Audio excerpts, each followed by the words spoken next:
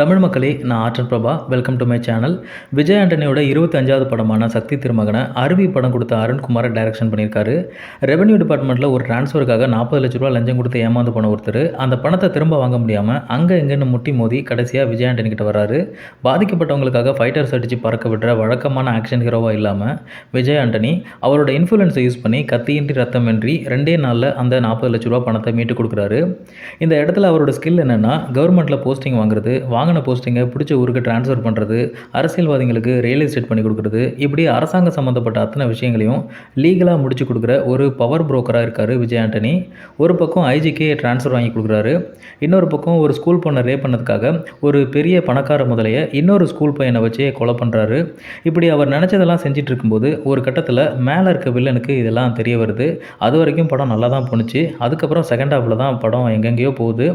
Interval வரைக்கும் பரபரப்பாக போன படம் இன்டர்வலுக்கு அப்புறம் அதுக்கு அப்படியே ஆப்போசிட்டாக சுவாரஸ்யமே இல்லாமல் நிறைய லாஜிக் மிரல்களோட கதை ஸ்டக் ஆகுது.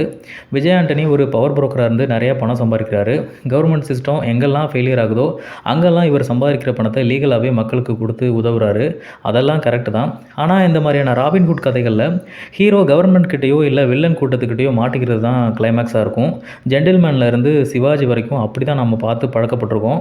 ஆனால் இவங்க கதையை இன்டர்வல்லே முடிச்சுட்டு அதுக்கப்புறம் 1.5 மணி நேரம் என்ன பண்ணுறேன்னு தெரியாமல் நிறைய இடத்துல கம்யூனிசம் பேசுகிறாங்க.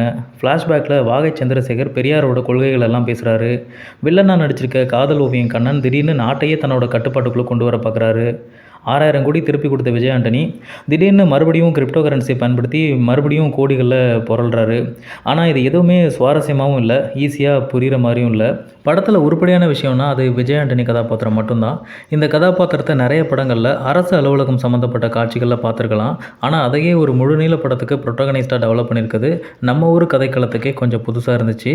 இந்த ஸ்மார்ட் ஃபோன் வந்ததுக்கப்புறம் ஐபிஎல் டீம் ஏலம் எடுக்கிறதுலேருந்து அமெரிக்காவோட ஜனாதிபதி வரைக்கும் நமக்கு நல்லா தெரிஞ்சிருக்கும். ஆனால் நம்ம ஊருக்கு விஏஓ யார், தாசில்தார் யார், நிலம் அளக்கிற சர்வேயர் யாருன்னு கேட்டால் நம்ம நாலேஜில் அது இருக்காது. ஒரு இன்கம் சர்டிஃபிகேட் வாங்குறதுக்கோ இல்லை ரேஷன் கார்டில் பேர் சேர்க்கறதுக்கோ எங்கே போகணும், யாரை போய் பார்க்கணும்னு தெரியாது. கேட்டாலும் யாரும் கிளியராக சொல்ல மாட்டாங்க. வேலை வெட்டிலாம் விட்டுட்டு ஒரு 4-5 நாள் அதுக்காக அலைஞ்சு திரிஞ்சு பார்த்ததுக்கப்புறம் தான் தெரியும். இந்த மாதிரியான வேலைக்கெல்லாம் நம்ம ஊர்லேயே ஒரு ஆள் இருப்பாங்க. அவங்க பெரும்பாலும் +2 படிச்சிருப்பாங்க, இல்லை கவர்மெண்ட்டில் ஆர்ட்ஸ் காலேஜில் ஒரு டிகிரி முடிச்சிருப்பாங்க. ஒரு நல்ல வேலை கிடைக்காம நம்ம ஊர் கவர்மெண்ட் ஸ்கூல்லையோ இல்லை ப்ரைவேட் பேங்க்லேயோ டெம்பரவரி ஸ்டாஃபாக வேலை பார்த்துட்டு இருப்பாங்க. அதுவும் இல்லைனா சில ஊர்களில் 100 நாள் வேலை திட்டத்திலையோ இல்லை நிவாரண முகாம்லையோ கணக்கு எழுதிட்டு இருப்பாங்க. அவங்கள பார்த்து கொடுக்க வேண்டியது கொடுத்தா நடக்க வேண்டியது தானாக நடக்கும். இந்த மாதிரியான மீடியேட்டர் கிராமப்புறங்களில் இருக்க தாலுகா ஆஃபீஸில் இருந்து தலைமைச் செயலகம் வரைக்கும் அவங்க உயரத்துக்கு ஏற்ற மாதிரி அவங்க செய்கிற வேலையும் அதுக்கு அவங்க வாங்குகிற கமிஷனும் இருக்கும். அப்படிப்பட்ட ஒரு கதாபாத்திரத்தை இந்த நவீன காலத்துக்கு ஏற்ற மாதிரி ஒரு ராபின்ஹுட்டாக மாற்றிருக்குது வரவேற்கத்தக்க மாற்று யோசனை தான். ஆனால் அவன் ஏன் அப்படி மாறினாங்கிறத இவங்க சுவாரஸ்யமாக காட்சிப்படுத்தலை.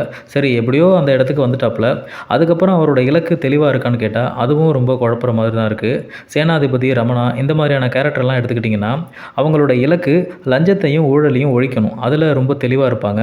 ஆனால் அவங்களோட பாதை வேறு வேறையாக இருக்கும். சேனாதிபதி தனி ஒரு ஆளாக அதை செய்வார். ரமணா ஸ்டூடெண்ட்ஸ் பவரை யூஸ் பண்ணி அவரோட இலக்கை அடைய முயற்சி பண்ணுவார். இந்த படங்களில் எல்லாம் ஹீரோவோட ஃபஸ்ட்டு டிரான்ஸ்ஃபர்மேஷன் சீன்லேயே அவங்களோட கோல் என்னென்னு தெளிவாக காட்டிடுவாங்க. அப்போ ஆட்டோமேட்டிக்காக ஆடியன்ஸும் அதை தன்னோட கோலாக நினச்சி படம் பார்க்க ஆரம்பிச்சிடுவான். ஆனால் இந்த சக்தி திருமகனை பொறுத்த வரைக்கும் கிளைமேக்ஸ் வரைக்கும் ஹீரோ என்ன பண்ணுறாரு, எதுக்காக போராடுறாருங்கிறத தெளிவாக சொல்லாமல் நிறைய விஷயங்களை போட்டு குழப்பி வச்சுருக்காங்க. டைரக்டருக்கு என்னவோ இந்த படத்தை விட்டால் வேறு வாய்ப்பே கிடைக்காதுங்கிற மாதிரி 4 படத்தில் சொல்ல வேண்டிய சோசியல் மெசேஜை ஒரே படத்தில் திணிச்ச மாதிரி இருக்குது. ஆனால் எது எப்படி இருந்தாலும் ரிலீஸுக்கு முன்னாடியே இந்த படத்தை நல்லா விலைக்கு விற்றுட்டாங்க. தமிழ்நாடு தியேட்டர்கள் மட்டுமே 7 கோடி, தெலுங்கு 3.5 கோடி. இந்த படத்தோட ஓடிடி ரைட்ஸை ஹாட்ஸ்டார் 12 கோடிக்கு வாங்கியிருக்காங்க. அப்புறம் ஆடியோ ரைட்ஸு, சேட்டலைட் ரைட்ஸு இதெல்லாம் சேர்த்து மொத்தமாக 35 கோடி வரைக்கும் அண்டர் ப்ரொடக்ஷனில் இருக்கும்போதே டேபிள் ப்ராஃபிட் பார்த்துட்டாங்க. ஸோ எப்படி பார்த்தாலும் இந்த படம் விஜய் ஆண்டனிக்கு ஒரு லாபகரமான படம் தான்.